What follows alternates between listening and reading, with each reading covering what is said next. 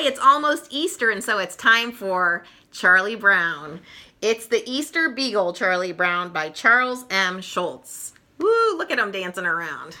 Here we go, the Easter Beagle. Does the Easter Beagle come to your house?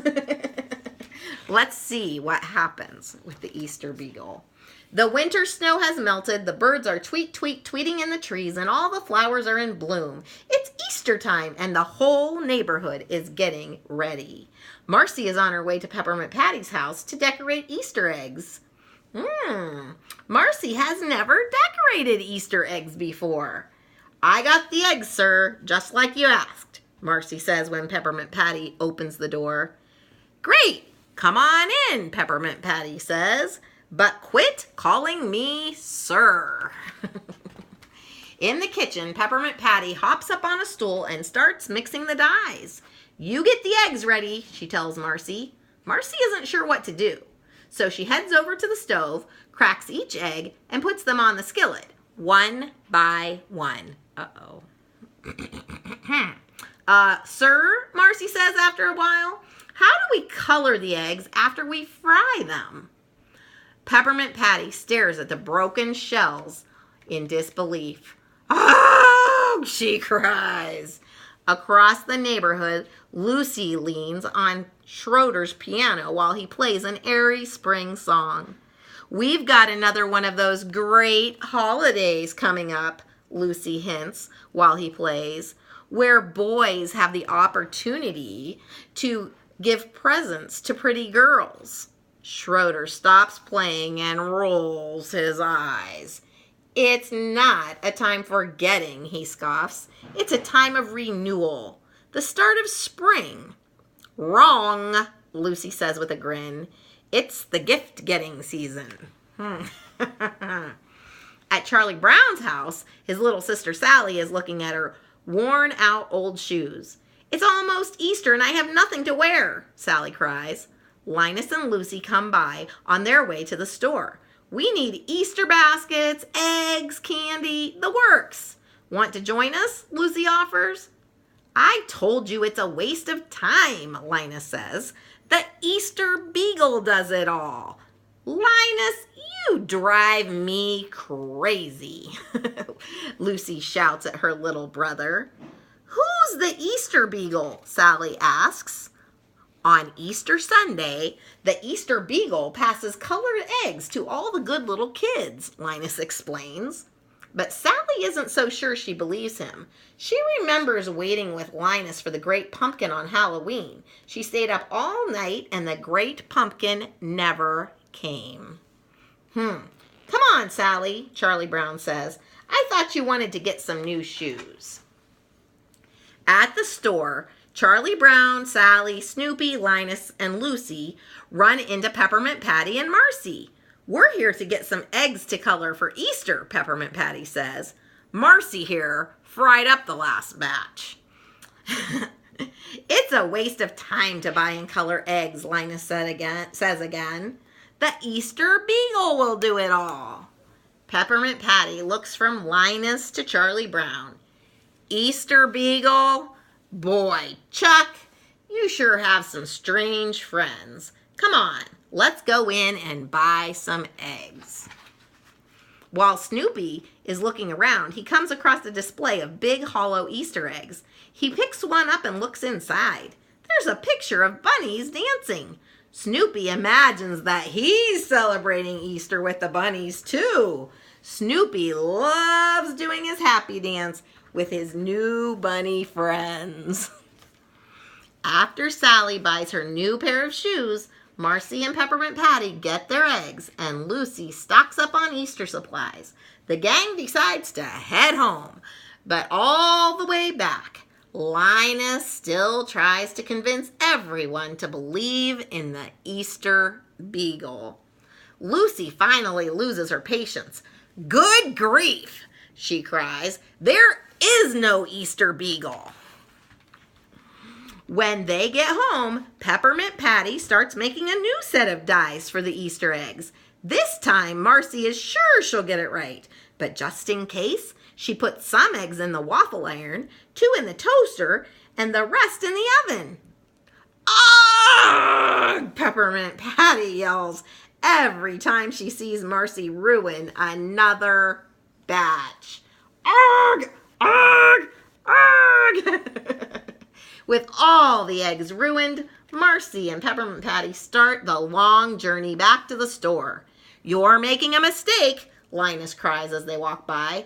"The Easter Beagle will take care of it all." "Really, sir? Is that right?" Marcy asks. Peppermint Patty turns to Linus. "Look, I'm having enough trouble without all your fantastic stories," she says.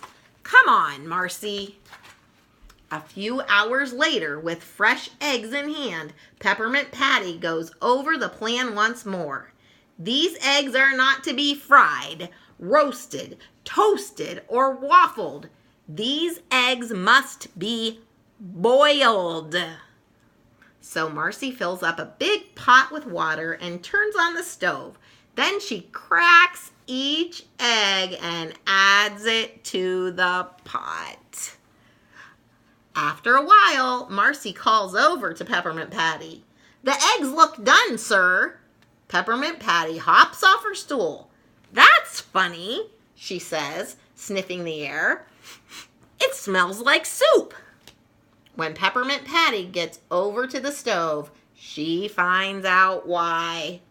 "Marcy," she cries, "you made egg soup." Ugh! With the last of the eggs gone and no money to buy more, it seems like this Easter is shaping up to be a disaster. "Chuck, I just don't know what to do. How am I supposed to teach Marcy about Easter and coloring eggs?" Peppermint Patty asks. "Don't worry, the Easter Beagle will come and bring eggs to all the little kids," Linus reminds the gang.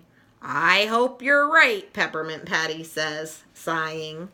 But Lucy isn't taking any chances. She's decorating eggs for her own Easter egg hunt. "Easter is very simple," Lucy explains to Linus. "You paint the eggs, you hide the eggs, you find the eggs. And you know who's going to find them? Me." As she and Linus hide the eggs, Lucy writes down where each egg is hidden so that they'll be easy to find.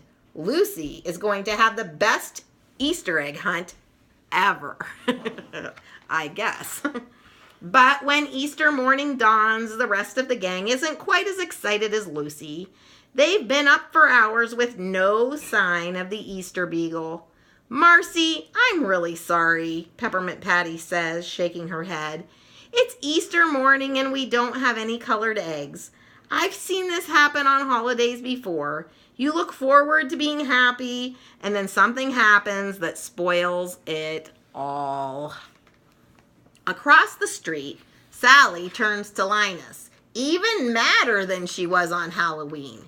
"You've done it again, haven't you?" Sally fumes. "You said the Easter Beagle was coming. Well, where is he?"